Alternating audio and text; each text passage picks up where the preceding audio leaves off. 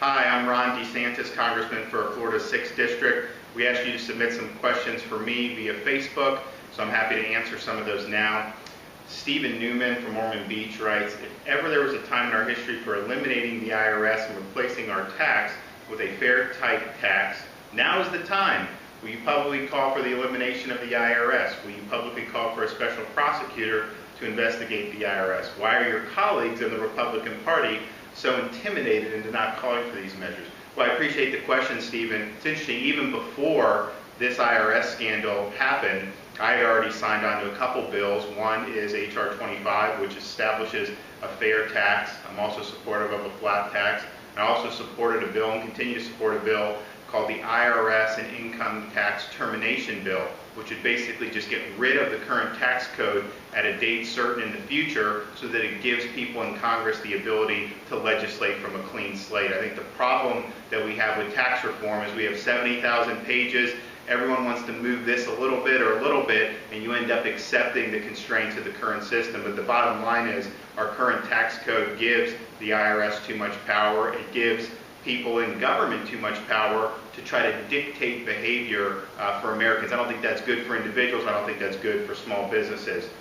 Will you publicly call for a special prosecutor? I think ideally there should be a special prosecutor. The problem is, in this instance, the person who would appoint the special prosecutor is Attorney General Eric Holder. I don't have confidence in Holder's ability to even appoint somebody who would do a good job as a special prosecutor. And what I fear is that if he appoints somebody who's going to play essentially a defensive role and to try to minimize the truth here, that could actually clam up what Congress is doing. So I think there was probably criminal activity that occurred. We're going to continue doing oversight, and there could be a role for a special prosecutor, but I think we would need Holder to step aside and get a new Attorney General who has a little more credibility. Bill Birkett from St. Augustine, Florida.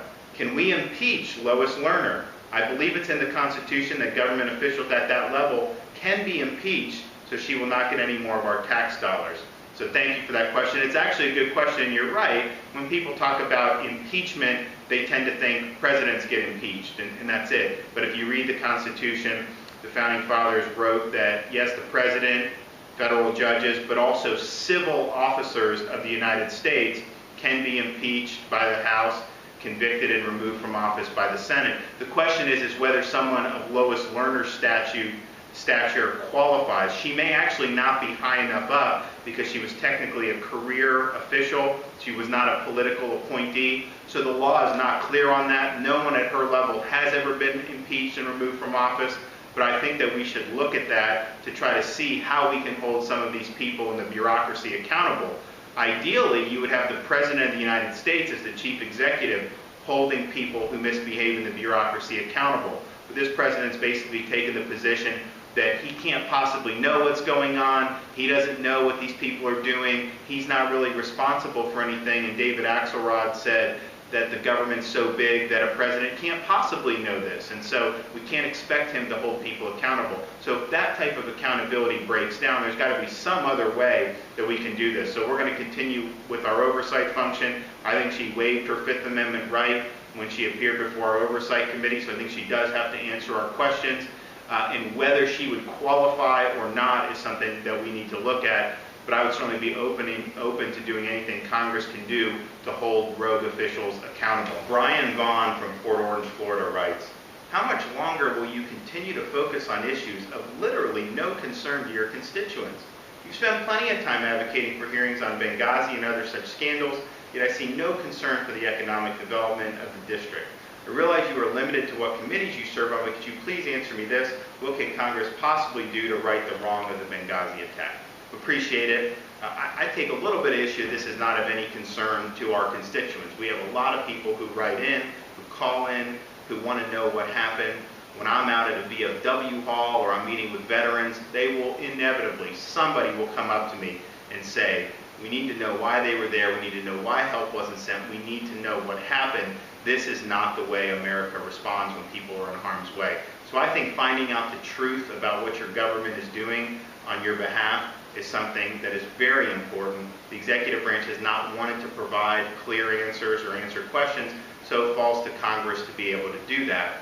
And so I think the truth matters, and I think the truth is something that may not right the wrong, can't go back and improve security that should have been better, it can't go back and send help that could have helped people, but what it can do is at least let the American people know how their government acted. And we are working on the economy, nonstop. We're working on tax reform. We're working on alleviating the problems from the healthcare law. We're working on helping small business and some of our community banks deal with the torrents of regulations caused by Dodd-Frank. So these are things we're dealing with every day. They're very important. We're not even close to where we need to be in terms of full employment, and that's something that we're going to be working on nonstop. But we can walk and chew gum at the same time, and we have to exercise our oversight function just like we have to exercise our legislative function. So thank you for your question. I really appreciate everyone who wrote in. We will be doing these things periodically, so please submit your questions. Thank you for your interest, and thank you for your involvement in the political process.